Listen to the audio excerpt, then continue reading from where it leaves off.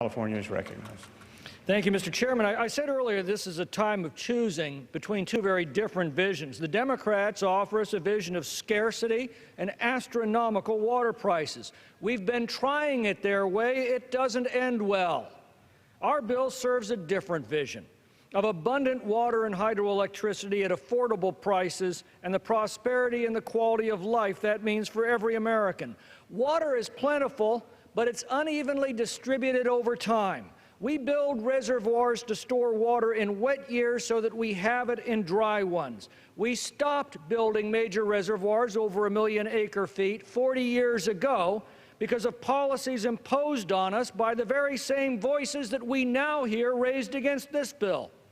The Sacramento River is bigger than the Colorado, yet we store 70 million acre-feet on the Colorado and only 10 million acre-feet on the Sacramento. We will not solve our water shortage until we build more dams. That's what our bill does. This amendment would scrap this vision of abundance for more of the same, not more water, only more conservation, more recycling, more doing with less. Conservation is important in a drought. But conservation is the management of a shortage. Managing a shortage does not solve a shortage. Only abundance can do that.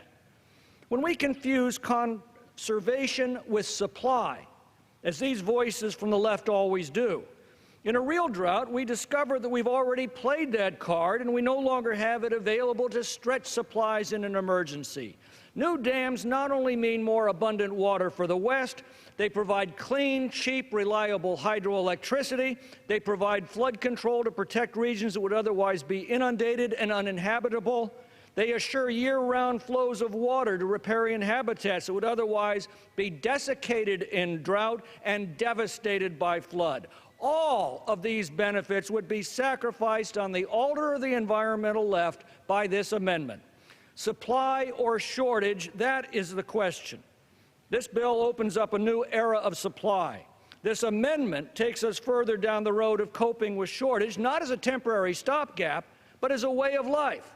Well, we've had a taste of that way of life.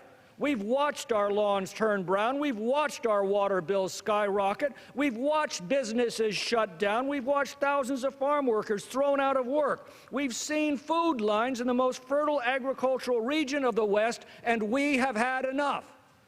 We seek a new future where water and hydroelectricity are abundant and inexpensive, where jobs are plentiful, where grocery shelves are full, where water police aren't knocking on the door because we've taken too long in the shower, and where our lawns and gardens are green again.